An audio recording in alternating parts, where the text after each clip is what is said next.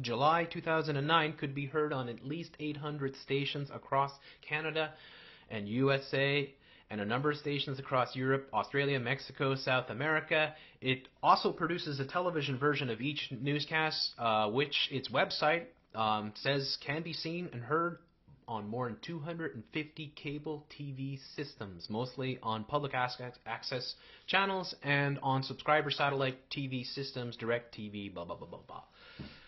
Direct Democracy Now! Is also a taxed exempt organization. Also very important. It was created in 1996 by WBAI radio news director Amy Goodman, Pacific anchor, a bunch of other people, including a few Jews. I'm not going to read every little part of it, but the important part about what Democracy Now! Because they split from the WBAI's facilities among eternal battles over control of Pacifica Radio. This was in 2000. And ever since, it's been broadcast from the studios of a converted firehouse renamed the Downtown Community Television Center, DCTV, in New York City's Chinatown, not far from where 9/11 happened, and we're going to touch on that as well. It continues to air on Pacifica-owned and affiliated stations. It's satellite uplinked via the Pacific Satellite System, but also via tax-subsidized public radio systems. Stations can also receive program over the internet as broadcast quality MP3 computer files. Now, there are serious questions about how Democracy Now! Begun and developed with the resources of Pacifica Radio and grants from the Carnegie Corporation, the Ford Foundation, the J.M. Kaplan Fund, and others. Suddenly became independent and the effective property of Amy Goodman without any recompense to Pacifica. The transfer apparently included valuable assets such as trademarks, ownerships of years of archived programs, and affiliated station access, and more. In a contract that remains secret, Amy Goodman is also receiving $1 million per year for a 5-year period that was back from 2002, according to Pacific Treasurer Jabari Zakia, to continue what has become Pacifica's flagship morning news program. This is more than double Goodman's officially stated stipend of $440,000 per year from Pacifica Radio. Democracy Now!, this is really going to get you, receives indirect funding from George Soros and public funding from the Ford Foundation, the Glazer Foundation, Soros Open Society Institute, the Public Welfare Foundation, the Schumann Center for Media and Democracy, the Tides Foundation, and other left-leaning foundations. Left-leaning, right? Just to keep the sheeple in line. So, we're talking about a person who is, they claim to be alternative media, and yet they are receiving huge amounts of money from massive corporate, Jewish-backed businesses, you name it. And the Ford Foundation, the Carnegie Corporation, all these sinister corporations that are working hard to destroy your freedom. And it's no better way to do it than to control the opposition. Democracy Now! Is 100% controlled opposition. Now, I want to get this clear. I am going to show you exactly why. Now, if you go onto their YouTube page, and this is where I'm familiar with Democracy Now!, looking on their YouTube page. I wouldn't waste 10 seconds of my time going to their website or whatever. First thing I looked up, Sandy Hook. And what do you get? And there's a lot of the same sort of characters that appear all again and again. I mean, nobody appears more on Democracy Now! Than the aforementioned Noam Chomsky. But a close second might be Michael Moore. So you see Americans Kill People, Michael Moore on Newtown mass shootings and U.S. culture of violence. As Sandy relief flags, residents from Red Hook to Hoboken band together. As Newton's family's first victims are buried, Washington shows signs of life and taking on gun lobby. Will Newtown shooting spur tougher U.S. gun control. You've got all these articles on Sandy Hook, or connected to Sandy Hook. After Sandy Hook, Occupy movement reemerges as a relief hub for residents in need. But nothing, not one article dealing with any of the conspiracy theories that are out there dealing with Sandy Hook. They will not touch it with a 10-foot pole. What does that tell you? And if you're new and you're coming here and you're a listener of Democracy Now! And you're saying, well, what the hell does that mean? Why would they even bother with it? Well, because good people all over the internet, especially on YouTube, even myself, have worked very hard to prove beyond any doubt that Sandy Hook is a completely 100% hoax. All right? This is created to take away your guns. So right away, you have them doing nothing to reveal the hoax of Sandy Hook. This is Democracy Now!, democracynow.org, The War and Peace Report. I'm Amy Goodman. Saturday marked 1 year since the massacre at Sandy Hook Elementary School that killed 6 educators and 20 first graders in Newtown, Connecticut. Anniversary coming a day after 2 students were shot and wounded by another student at a school in Colorado. The gunman later died, reportedly from a self-inflicted gunshot wound. President Obama marked the anniversary by urging Americans to push for tighter gun control. And on this anniversary of a day we will never forget, that's the example we should continue to follow. Because we haven't yet done enough to make our communities and our country safer. We have to do more to keep dangerous people from getting their hands on a gun so easily. We have to do more to heal troubled minds. We have to do everything we can to protect our children from harm and make them feel loved and valued and cared for. And as we do, we can't lose sight of the fact that real change won't come from Washington. It'll come the way it's always come. From you, from the American people. President Obama marking the 1-year anniversary of the Sandy Hook Elementary School shooting. Since Newtown, Congress has not passed any legislation on gun control, apart from the extension of a decades-long ban on plastic guns. A recent New York Times analysis found nearly 2/3 of gun laws passed by states since Newtown have loosened gun restrictions. Grandparents of some of the young victims talked about their grief. To talk more about gun violence, we're joined by Nikki Giovanni. Now, next thing I checked was the Boston bombing, and no surprise whatsoever, the same sort of thing. Boston bombing, a horrifying scene after twin blast kills 3 and leaves scores maimed, wounded.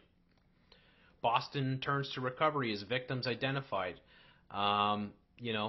Glenn Greenwald on Boston Marathon arrest. Will we deny constitutional rights in the name of fear? This is the game they play, right? They get these jokers. Glenn Greenwald, another 100% controlled opposition guy, connected with huge corporations, PayPal, eBay. We'll get to Glenn Greenwald in time, right? But today it's Amy Goodman and Democracy Now! This is how they spin these stories. First of all, Boston bombing is another hoax. They are fake bombs that they use. Nobody was killed. It's all a staged event. But you have these characters like Glenn Greenwald that will come on stations like Democracy Now! And argue that the Tsarnaev brothers' constitutional rights have been broken and stuff like that. Like, just totally take you off any truth whatsoever. Totally buy the official story, hook, line, and sinker. And there's a lot of articles. I mean, you could spend a lot of time looking at how all these things are being used. But I do want to emphasize the real heroes were on the scene. People like Carlos, who ran towards the blast rather than from the blast. And when they arrived at our hospital, these patients were very well stabilized. People like Carlos and people in the medical tents had already put on tourniquets to stop a lot of the bleeding, and that may have saved many lives. People like Carlos and the people on the scene. The AP, Dr. Gibson, quoted a state trooper saying a lot of people amputated, at least 25 to 30, have at least one leg missing or an ankle missing or 2 legs missing. Is that your sense? Is that number right? Well, I think, it's hard to know what is going to happen because some of the people may still have a limb in place, but over time, that limb may not be saved or salvaged, and that number may climb over time. There were many deformities, and it's unclear to me how many of those limbs will be salvaged. My job was there as a cardiac person to assist with the blood flow, blood pressure, heart, getting access into the arteries. That was my role. I know one of the big problems that people who ran to the aid of others had are those well-known barriers that certainly protesters face all over the country, but they were so heavy dividing the spectators from the runners, and they were collapsing on the spectators who were injured. Can you talk about the planning, the pre-planning, the disaster scenarios that you have in Boston that may well have helped in this situation? Can you talk about the planning, the pre-planning, the disaster scenarios that you have in Boston that may well have helped in this situation? The planning, the pre-planning, the disaster scenarios that you have in Boston that may well have helped in this situation. Now, the next thing that I looked up here was Aurora, and once again the same thing. Aurora shooting witness Omar Esperanza on watching massacre unfold and narrowly escaping theater. So you have another actor here acting out his part on Democracy Now! Glock author Paul Barrett, Aurora massacre, latest tragedy to show failures in U.S. gun laws. That's extremely important. Whenever they really start talking about gun control.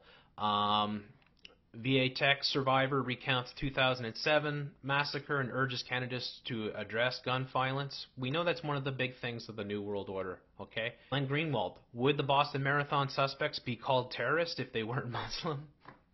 I mean, it's such a joke, right? Because if you spent like more than 10 minutes researching the Boston bombing, you realize you're being had and it's all fucking fake, right? But these guys are getting rich off this. Glenn Greenwald is getting extremely rich. Amy Goodman is a very rich woman right now. And that's something that you'll never hear from Democracy Now! So this is how they do these stories. I didn't even check to see what the results are for gun control, but I'm sure there's just a million different... yes, dealing with Sandy Hook.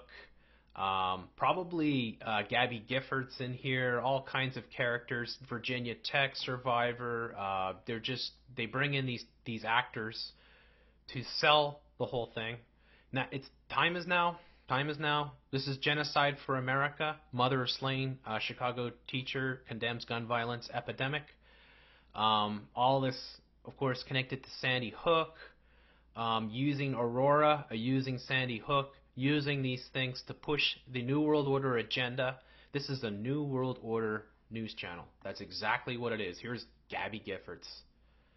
As Giffords exit, a look at gun used in Tucson rampage and other mass shootings. Another false flag. If you support just one of these false flags, you have completely discredited yourself 100%, in my opinion, right?